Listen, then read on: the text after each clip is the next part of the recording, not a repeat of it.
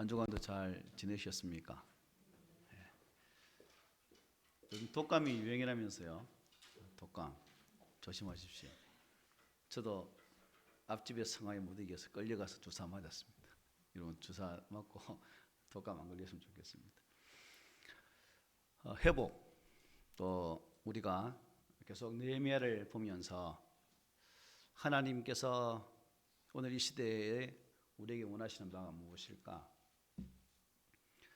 신학자 몰트만은 그의 책 패션 오브 라이프, 즉 삶에 대한 열정에서 현대 교회 문제점을 이렇게 지적합니다. 회중성이 실종된 교회다. 회중성이 실종된 교회다. 예배 출석하는 사람은 있는데 기독교적인 요소, 그러니까 공동체성을 잃어가고 있다 하는 것입니다. 개인의 정체성 결여로 인해서 이 명목상의 성도들은 늘어났지만 알맹이 성도는 적다는 것이죠. 더 나아가 더 심각한 문제는 이 회중성의 부재로 인해서 공동체 의식에 결여라는 문제가 심각하다는 겁니다. 거기에다가 이 역사 의식이 결여된 성도들은 정말 개인적이고 또 이기적인 무속적 신앙에 머물러 있어서 그야말로 교회는 사회를 향한 그러한 봉사의 사명을 망각한 채 일종의 종교 집단으로 전락하고 말았다라고 말을 하고 있습니다.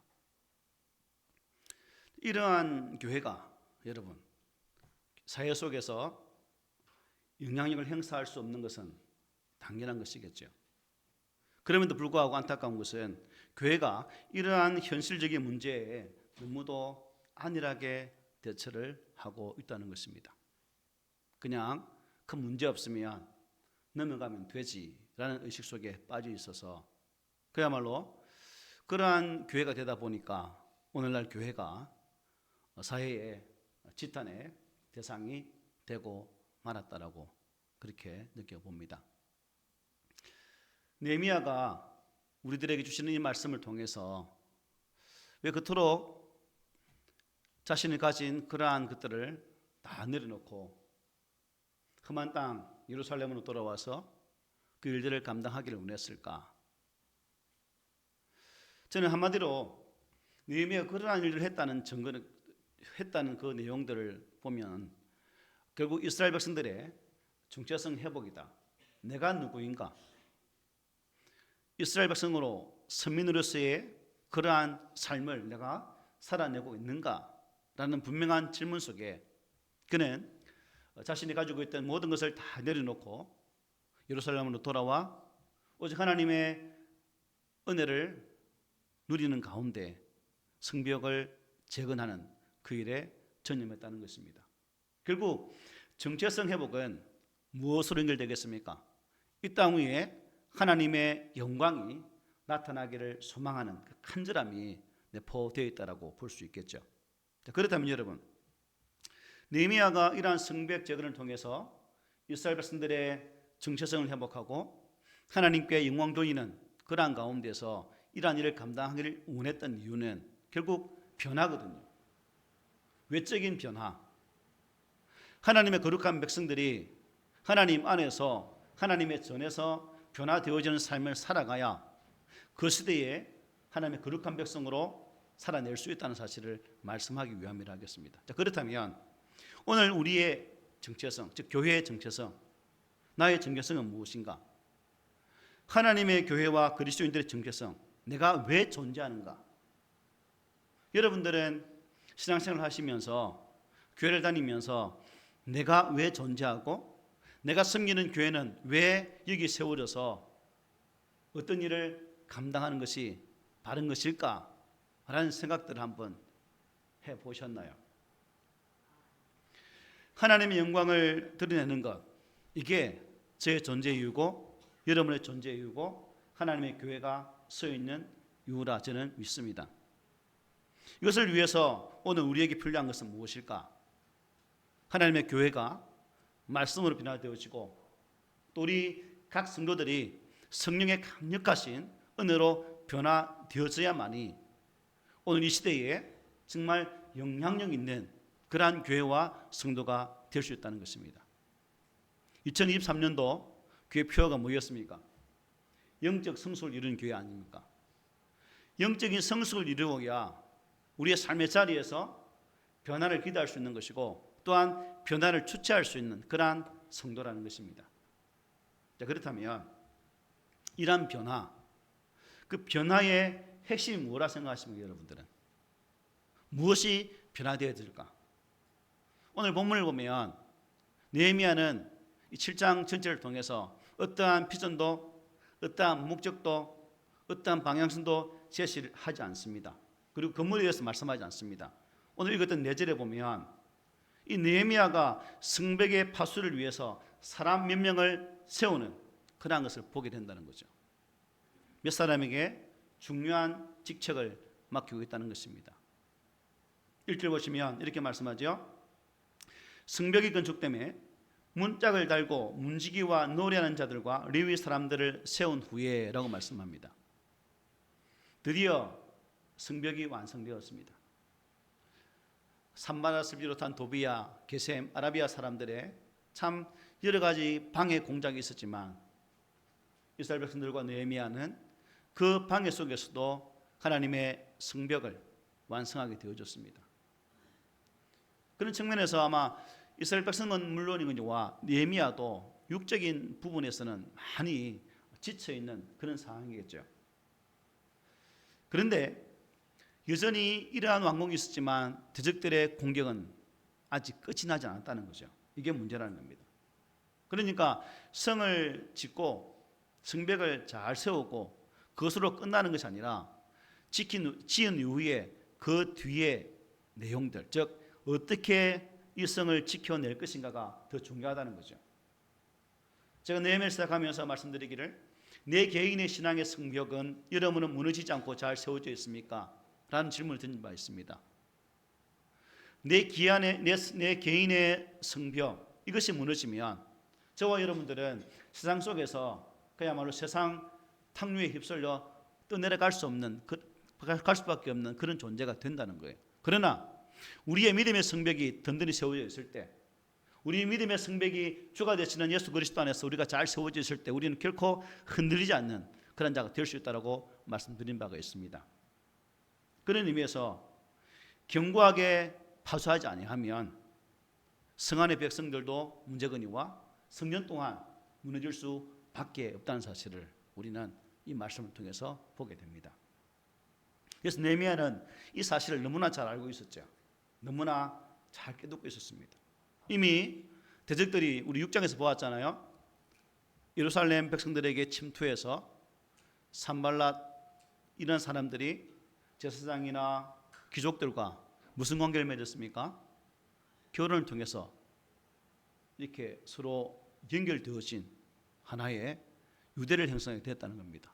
그리고 이러한 결혼 때문에 유대 공동체 안에 아주 귀중한 내용들이 산발렛에게 전달되어지고 그것으로 말미암아 어려움을 자초하게 되는 모습 또한 보게 됩니다. 오히려 그들이 어떻게 합니까?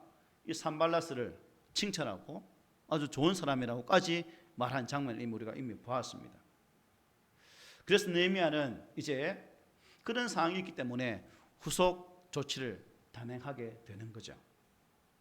충신된 종을 발굴해서 적재적소에 사람을 세우는 모습이 오늘 7장 1절부터 마지막 73절까지 길게 사람들 이름이 나열되어 있는 것을 보게 됩니다. 결국 하나님의 성전과 예루살렘 성을 온전히 지키기 위해서 뭘 세웠다는 거예요? 사람들을 세웠다는 것입니다. 많은 사람들이 말을 합니다. 교회의 성장 배경에는 건물이 너무나 중요하다라고 말합니다. 뭐 틀린 말은 아니죠. 그렇다고 또 건물만이 교회 성장의 전부다라고도 말할 수가 없습니다. 그렇죠? 옛날에는 교회만 지어 놓으면 교회가 전도한다라는 말도 있었습니다. 요즘 또 그렇지 않더라고요. 교회를 뻔뻔하게 잘 지어 놓았는데 안에 구성원들이 없으니까 결국 그 교회가 은행에 다시 넘어가 버리는 그런 모습도 아주 쉽게 지금 우리 주변에 볼 수가 있습니다. 그런 의미에서 교회의 핵심의 이수는 교회 성장이 아니라 무엇일까요? 교회 건강도 건강. 교회 건강한가? 교회는 건강하기만 하면 여러분 저절로 성장하게 되어 있습니다. 그런데 교회가 건강하다는 것은 교회를 구성하고 있는 누가요? 성도들이 건강하다는 뜻입니다. 여러분 건강하십니까? 육적인 건강을 위해서는 좋은 것도 먹고 몸에 좋은 것 사다 드시고 또 이것저것 찾아서 무엇이 좋더라, 뼈관절에는 이게 좋고 호간은이 좋고 뭐에는 뭐가 좋고 하면서 막 우리가 드시잖아요. 그렇다면 여러분의 영적인 건강을 위해서는 무슨 약을 드시고 계십니까? 이런 약 저런 약 찾아보셨어요?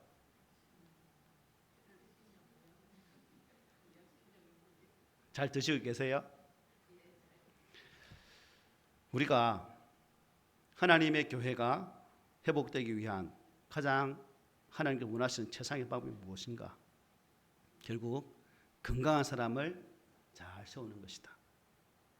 설교를 준비하면서 와, 우리 하나님 또 타이밍이 참 멋집니다 라는 생각했습니다. 오늘 무슨 날이에요? 정책당에 있는 날이죠. 사람을 임명하는 날입니다. 오늘 본문하고 다음 주 내용과 똑같아요. 어떻게 절묘하게 타이밍을 잘 맞추어서 이 본문을 주시는지 하나님 신기합니다요. 여러분 신기하지 않습니까? 어쨌든 에스겔서 여러분 22장 3절에 보면 이렇게 말합니다. 이 땅을 위하여 성을 쌓으며 성 무너진 데를 막아서서 나로 하여금 멸하지 못하게 할 사람을 내가 그 가운데에서 찾다가 찾지 못하였으므로 라고 말씀해요. 무슨 말씀입니까? 세상을 구원하기 위해서 사람을 세워야겠는데 하나님이 사람을 찾아도 안타깝게도 그 사람을 찾지 못했다는 말씀이에요. 기도의 사람 이엠 바운지는 이렇게 말합니다. 사람이 하나님의 방법이다라고 말해요. 누가요? 사람이. 결국 하나님의 교회가 바르게 나가기 위해서는 그 속에 구성원인 성도들이 중요하다는 거죠. 그래서 하나님의 최선의 방법은 사람을 세우는 것에 있다는 사실이죠. 사람이 없이는 여러분 아무것도 할 수가 없죠. 여러분들이 존재하지 않는다면 교회가 제대로 나가겠습니까? 목사 혼자 할 수 있겠습니까? 택도 없지요. 교회 1년 사업과 행사와 프로그램 이게 문제가 아닙니다, 여러분. 사람을 키우는 정말 일꾼을 만드는 일, 제자를 삼는 일이 더 중요하다는 거죠. 그래서 그런 사람을 잘 키워야 사람을 통해서 영적인 재생산이 멈추지 않고 교회가 근실하게 세워져 갈 수 있다는 사실입니다. 이사야 58장 12절 이렇게 말합니다. 네게서 날 자들이 오래 황폐된 곳들을 다시 세울 것이며 너는 역대에 파괴된 기초를 쌓으리니 너를 일컬어 무너진 데를 보수하는 자라 할 것이며 길을 수축하여 거할 곳이 되게 하는 자라 하리라 고 말씀하고 있습니다. 성이 황폐되었습니다. 그리고 사회 기초가 다 파괴되었습니다. 가정도 직장도 사업장도 다 무너졌습니다. 그럼에도 걱정할 필요가 없는 이유가 사람만 있다면 회복이 가능하다는 사실을 말씀해 주고 있는 거예요. 우리는 이스라엘 역사를 통해서 참 이러한 모습, 하나님께서 일을 하고 싶어도 참 일하지 못할 때 사람을 세워가는 모습을 이스라엘 역사를 통해서 볼 수가 있습니다. 사무엘 상에 보면 엘리 제사장이 제사장으로 섬기고 있을 때 그 당시의 시대상을 어떻게 표현하냐면 계시도 없고 하나님의 말씀도 없고 기도도 없기 때문에 어떻게 표현하면 희귀한 시대다 하는 거예요. 뭐한 시대요? 희귀한 시대, 그렇게 표현하고 있습니다. 엘리도 있지만 제사장도 있지만 사사시대를 끝내고 이제 사무엘을 통한 이러한 하나님의 거룩한 나라로 이어지는 이 과정 속에서 엘리 때에 그야말로 희귀한 시대가, 희귀망측한 시대가 되었다는 거예요. 하나님 말씀도 또 하나님께서 영적으로 그들에게 말씀을 제시하지 못하는 그런 시대. 그러니까 그들이 이러한 모습이니까 나라꼴이 어떻게 되겠습니까? 제사장 아들들은 타락해서 그야말로 엉망진창이죠. 또한 전쟁터에 나갔던 자들이 죽고 아들들의 죽음을 통해서 엘리 제사장이 앉아있다가 넘어졌는데 목이 부러서 죽는 그러한 상황이었습니다. 그야말로 희망이라고는 찾을 수 없는 그러한 시대에 하나님 누굴 예비하여 주셨습니까? 사무엘을 예비해 주셨고 그를 통해서 하나님 다시금 일하는 모습을 보게 됩니다.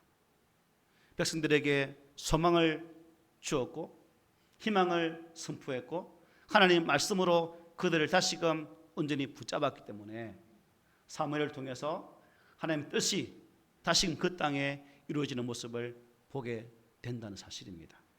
여러분, 우리가 조명해야 할 게 뭐냐면 이 느헤미야가 이러한 이스라엘 역사를 통해서 쭉 하나님의 역사하심을 바라보면서 그가 뭘 하기를 원했는가? 사람을 잘 세워서 주님의 일들을 감당하기를 원했다는 사실입니다. 그리고 그가 어떤 사람을 세우고 있는지를 보면 그 뜻을 알 수가 있습니다. 우리가 1절을 한번 다시 보면 이렇게 말씀하고 있죠. 성벽이 건축됨에 문짝을 달고 문지기와 노래하는 자들과 레위 사람들을 세웠다 말씀합니다. 사람을 세우는 과정에서 그의 우선 과정이 무엇일까라고 물었을 때 이런 뭐예요? 가장 먼저 누굴 세웁니까? 문을 관리할 수 있는 사람을 세웠습니다. 그는 하나님을 위해서 힘들게 쌓은 성을 지키는 것이 필요하다는 것을 잘 알았다는 거예요. 아무리 성을 튼튼하게 잘 세웠다 할지라도 문짝을 달지 않으면 어떻게 해서 통제하는 사람이 없다면 그 성이 지켜질 수 있겠습니까? 없죠. 그 다음 누굴 세웠습니까? 노래하는 자들과 레위 사람들을 세웠다라고 말씀하고 있죠. 이 직분들은 모두 무엇과 관련이 있습니까? 제사, 즉 예배와 관련이 있는 사람들입니다. 그것은 당시 성읍 사람의 절반 이상이 누구였습니까? 제사장과 레위인들이었거든요. 그래서 이 부분을 세우기는 훨씬 쉬웠습니다. 그런데 중요한 것은 뭐냐면 그가 성문을 지키는 일과 하나님께 경배하는 일을 어떻게 해요? 통일시했다는 겁니다. 지키는 것과 예배하는 것. 문지기를 세우고 노래하는 사람을 세우고 레위하는 사람을 세우는 이 모든 과정이 결국 하나님을 위한 일이었다는 것을 보게 된다는 거죠.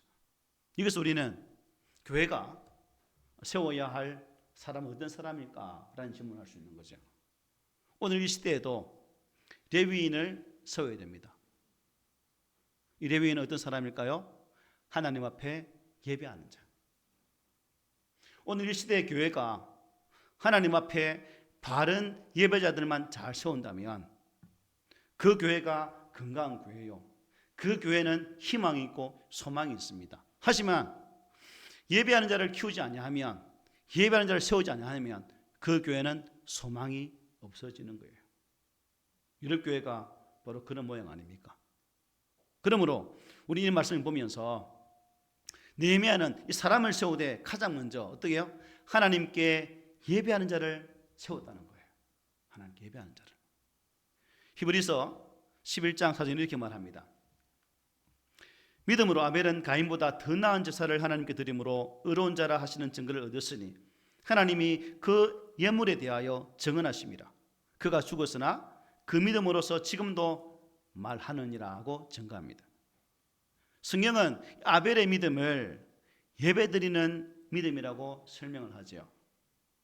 아벨은 온전한 예배를 드리며 살아계신 하나님과만 교제하는 그 믿음의 사람이었다는 거예요. 이러한 아벨의 믿음은 우리에게 온전한 믿음이란 하나님을 예배하는 것에서부터 시작된다는 것을 가르치고 있다는 겁니다. 그렇습니다. 하나님을 섬기는 우리들에게 있어서는 무엇보다 중요한 게 무엇인가? 하나님께 예배드리는 것입니다. 여러분들의 예배는 하나님 보시기에 살아있는 예배입니까? 우리 각 심령들이 하나님께로부터 구원받은 자로서 하나님은 우리를 구원하시되 우리를 구원하신 목적은 우리를 통해 영광 받으시기 위함입니다.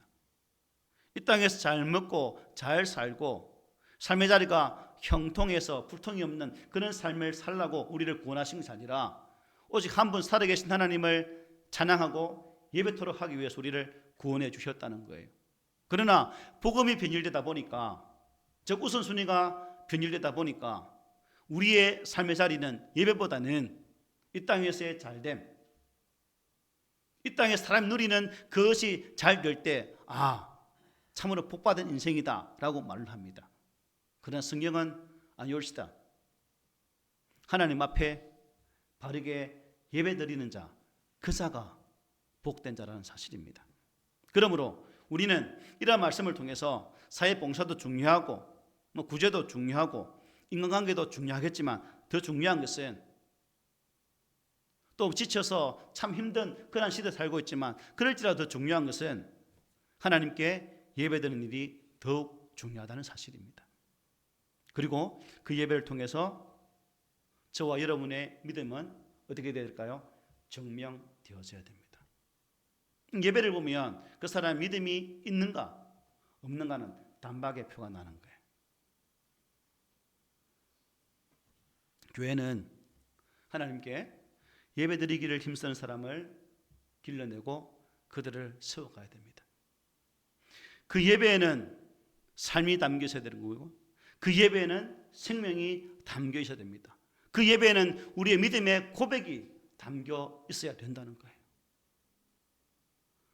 예배 자리에 앉아 있다고 그 예배가 바른 예배일까요? 아닙니다. 내 마음과 뜻과 정성이 기울여진 그 예배는 그냥 헛예배요. 진정으로 우리의 마음을 다해서 살아계신 하나님 악마하는 그 예배가 하나님 받으시기에 합당한 그러한 예배라는 것입니다. 예배 드릴 때마다 내 전 의지를 드리고 내 삶을 드리고 내 생명을 드리고자 하는 그 예배의 모습이 오늘 우리에게 절실히 필요하다 하겠습니다. 사도행전 15장 25절 이렇게 말해요. 우리 함께 읽어봅시다. 시작. 사람을 택하여 우리 주 예수 그리스도의 이름을 위하여 생명을 아끼지 아니하는 자인 우리가 사랑하는 바나바와 바울과 함께 너희에게 보내기를 만장일치로 결정하였노라. 아멘. 예루살렘 교회는 안디옥에서 활동하는 사역자로 이 바나바와 바울을 추천하면서 그들을 뭐라 표현하고 있습니까? 예수 그리스도의 이름을 위하여 생명을 아끼지 아니한 자라고 소개하고 있습니다. 오늘 이 시간 우리 하나님께서 찾으시는 사람은 예수 그리스도를 위해서 생명을 아끼지 않는 사람, 그러니까 예수 그리스도를 최우선으로 생각하는 사람이다 하는 것입니다. 그리고 이러한 사람들로 가득 찬 교회는 절망으로 가득 찬 세상을 변화시키는 그러한 영향력이 있는 교회가 될 수 있다는 거예요. 하나님을 존중히 여기고 정말 예수 그리스도를 위해서 생명을 아끼지 않는 사람을 길러내는 그러한 교회, 또 그러한 교회의 구성원들인 여러분들이 되시기를 바랍니다. 2절 보면 이렇게 말하죠. 내 아우 하나니와 영문에 관한 하나냐가 함께 예루살렘을 다스리게 하였는데 하나냐는 충성스러운 사람이요 하나님을 경외함이 무리 중에서 뛰어난 자라 말씀합니다. 이제 느헤미야는 예루살렘을 다스릴 행정관으로 친동생 하나니와 또 관은 하나냐를 세웠다라고 말씀해요. 자, 그러면 이들을 세움에 있어서 그 기준이 무엇일까? 느헤미야는 행정 능력이나 출신 지역, 외모, 신체적인 조건, 인간적인 조건을 기준으로 삼지 않았습니다. 뭡니까? 오직 그 사람이 영성, 그분이 하나님 앞에 바로 서 있는가 그것만 보고 세웠다는 거죠. 느헤미야가 제시한 하나님의 일에 대한 성경의 증거가 무엇입니까? 하나는 충성스러운 사람이요 하나님을 경외함이 무리 중에서 뛰어난 자라. 기준이 충성스러운 사람이다. 이게 무슨 의미입니까? 진실하다, 성실하다, 변함이 없다 하는 것입니다. 변함이 없다. 느헤미야에게는 당시 대적들과 내통하면서 거짓 정보를 흘렸던 귀인들과는 다른 그런 사람이 필요했다는 거예요. 그래서 진실한 하나냐를 세우게 되었다는 것입니다. 또 하나는 뭡니까? 하나님을 경외함이 무리 중에서 어떠한 자? 뛰어난 자가 세워지게 되었다는 거죠.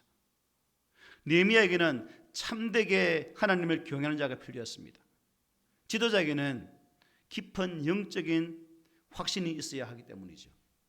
하나님을 경외하는 자는 은밀한 가운데서도 언제나 진실하고 신실하게 섬기는 자세가 필요하다는 것입니다. 자, 그러면 여러분, 어떤 사람이 하나님을 경외하는 사람일까요? 어떤 사람? 영과 진리로 예배드리기를 힘쓰는 사람, 어찌하든지 자신의 삶을 통해서 하나님께 영광 돌리기를 원하는 사람, 고람되어 하나님 앞에서 살아간다는 정신으로 서 있는 사람, 그런 자들과 하나님은 함께 하시고 하나님 그들을 하나님을 경외하는 자라고 말씀을 하고 있습니다. 역대하 16장 9절에 이렇게 말씀합니다. 여호와의 눈은 온 땅을 두루 감찰하사 전심으로 자기에게 향한 자들을 위하여 능력을 베푸신다라고 말씀하고 있습니다. 전심으로 정말 일관되게 신실한 모습으로 서 있는 자에게 하나님 뭐하고요? 관심을 가신다는 거죠. 능력을 베푼다는 겁니다. 그러니까 신실한 믿음, 일관된 그 믿음으로 저와 여러분들이 세우실 때 하나님의 능력은 바로 여러분들과 함께할 줄 믿습니다. 바로 하나냐가 바로 그런 사람이었다는 거예요. 느헤미야에게 이렇게 진실하고 하나님을 경외하는 자가 필요했다면 여러분 오늘날 교회에서도 이런 사람은 많이 필요하겠죠. 그죠? 시각을 달리해서 만약 우리들이 교회의 일꾼이 되기를 원한다면 언제나 진실하고 하나님을 경외하는 자가 되어져야 된다는 것입니다. 맡겨진 일을 정말 진실하고 성실하게 감당하는 자가 되어야 된다는 거예요. 왜요? 하나님 찾으신 사람이 바로 이런 사람들이기 때문에. 충성됨이 정말 하나님을 경외함이 무리 중에서 뛰어난 삶을 사는 성도가 되시기를 바랍니다. 그래서 하나님이 함께 하심으로 세상이 감당하지 못하는 또한 교회와 세상을 변화시키는 그런 능력 있는 삶을 살아가는 중흥일 되시기를 주님 이름으로 축복합니다. 끝으로 3절 4절 보면 이렇게 말해요. 내가 그들에게 이르기를 해가 높이 뜨기 전에는 예루살렘 성문을 열지 말고 아직 파수할 때에 곧 문을 닫고 빗장을 지르며 또 예루살렘 주민이 각각 자기가 지키는 곳에서 파수하되 자기 집 맞은편을 지키게 하라 하였노니 그 성읍은 광대하고 그 주민은 적으며 가옥은 미처 건축하지 못했다라고 말씀합니다. 자, 느헤미야는 사람을 세운 후에 그들에게 뭘 알려주고 있는 거예요? 행동, 지침 두 가지를 알려주고 있습니다. 먼저 뭐예요? 해가 뜨기 전에 예루살렘 성문을 열지 말라는 것입니다. 왜요? 지금 성벽은 지었지만 대적들이 존재하고 있는 상황입니다. 자칫 잘못하면 다시금 어려움에 직면할 수 있기 때문에 느헤미야는 그들에게 만일의 사태를 대비해서 긴장을 풀지 말라는 의미에서 문을 열지 말라라고 말씀하고 있는 거예요. 베드로가 주님께로부터 무슨 말씀 들었습니까? 야, 시험에 들지 않게 깨어 기도해라 말씀했을 때 베드로는 그 주의 말씀을 안이하게 들었습니다. 결국 그 사태는 십자가를 걸어가는 그 주님에 대해서 3번씩이나 모른다라고 하는 그러한 죄를 짓고 말죠. 다윗을 보십시오. 장수들은 나가서 전장터에서 목숨 걸고 싸우는데 그는 하루 종일 낮잠을 자다가 뒤늦게 깨어서 성을 쭉 돌아보다가 결국 범죄에 빠지는 그 모습.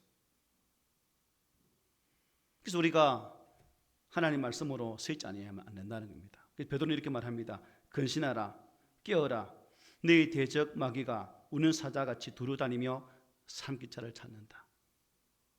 베드로 자신이 주의 말씀을 듣고 깨닫지 못했을 때에 사단의 밥이 되었던 것처럼 이제 성령 안에서 변화되어진 베드로는 이 말씀으로 오늘 이 시대에 우리에게 권면합니다. 근신하며 깨어있으라.